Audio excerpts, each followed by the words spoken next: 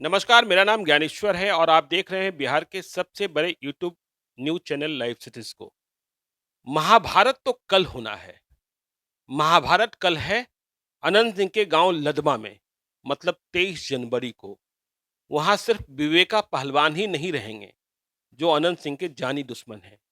वहां ललन सिंह भी होंगे, नीरज कुमार भी होंगे, सूरजभान सिंह की भी उपस्थिति हो सकती है।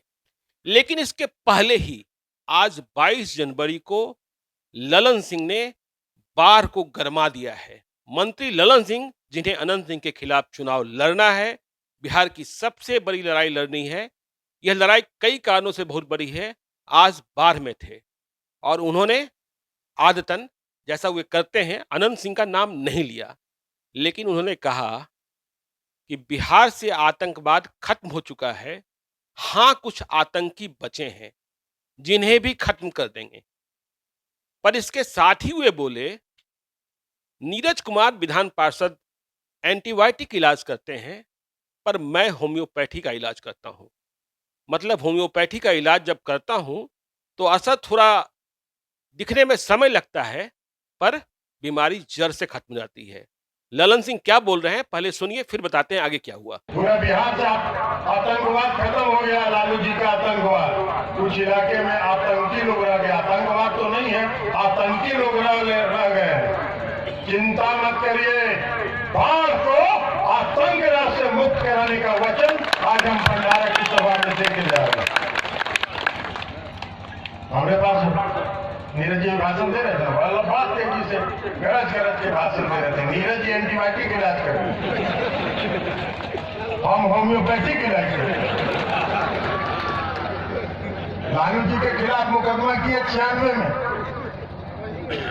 लालू जी के खिलाफ मुकदमा हम किए 96 में और सजा मिला कि उनको 2012 में। तो 16 साल होम्योपैथिक दवाई के ना होगा, टाइम लगाएगा, लेकिन इलाज जो हुआ तो पुख्ता न हुआ। आपने सुना ललन सिंह को? ललन सिंह ने आपने सुना ललन सिंह को? ललन सिंह ने इशारे में अनंत सिंह को समझा दिया है और इसके साथ ही उन्होंने लालू यादव के हस्र की बात कही। क्या हस्र की बात कही? ललन सिंह ने कहा कि मैं कैसा होम्योपैथी इलाज करता हूं, यह लालू यादव से पूछिए। मैंने लालू यादव के खिलाफ 1996 में लड़ना शुरू किया और अकेले लड़ना शुरू किया, किसी को मैंने आगे नहीं लाया।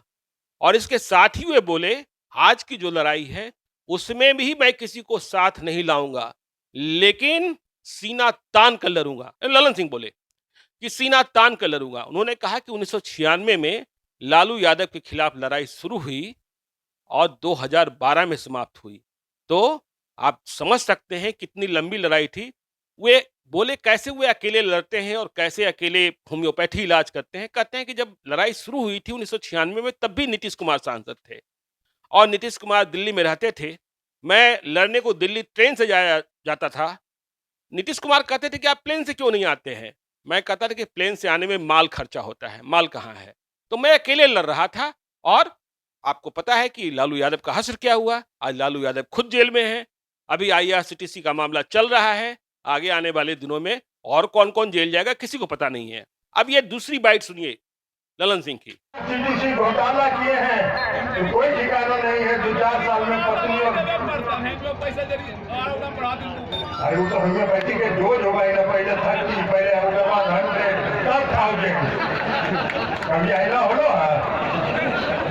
पहला में दवाई दे जाए थूजा 30, तब दवाई दे जाए थूजा 100, अब तब लास्ट में दे जाए थूजा 1000। इसलिए अभी उनके तो अपने है ये है वहाँ।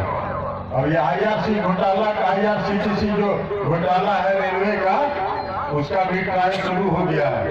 कहीं ऐसा ना हो जाए कि पत्नी बाल बच्चा को भी वहीं जाके रहना पड़े, इसलिए चिंता मत करिए। तो इसलिए साथियों, हम आपसे ये आग्रह कर रहे हैं कि आप एक बात ध्यान दीजिए कि आप मुस्तैद रहिए, आप सीना तान के खड़ा रहिए, हम आपके खड़ा। 1996 में हम जब लालू जी के मुकदमा लड़ना शुरू किए, किसी व्यक्ति को हमने आगे नहीं किया। किसी व्यक्ति को हमने आगे नहीं किया। अकेले हम मुकदमा लड़े और दिल्ली से लेके पटना से लेके दिल्ली तक ट्रेन से घूमते रहे। नीतीश जी भी उसमें एमपी थे, हमको बार बार कहते थे अरे ट्रेन से काहे के लिए आप आते हैं जी, पटना से चल देते हैं, रात में ट्रेन धर लेते हैं और चले आते हैं। हवाई जहाज से आया करिए। हमका हवाई जहाज में माल लगता है तो माल कहाँ से आएगा? तो इसलिए हम लोग उस साहस से लड़े, हम किसी को आगे नहीं किए। हम आपको भी ये भरोसा दिलाते हैं कि आप मुस्तैद रहिए, सीना तान के खड़े रहिए। आपकी लड़ाई में आपसे आगे हम नजर आएंगे, आपके पीछे नहीं खड़ा होंगे।